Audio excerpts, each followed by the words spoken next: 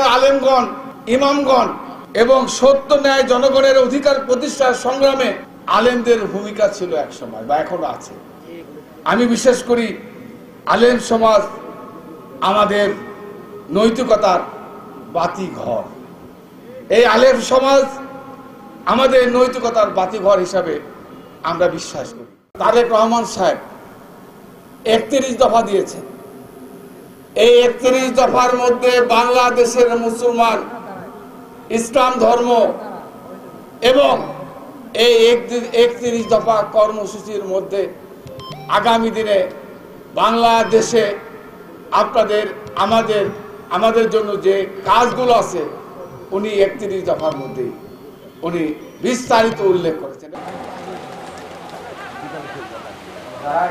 Double ধামাকা offer, Walton tablet পাওয়া যাচ্ছে নতুন ছাড়কৃত মূল্যে।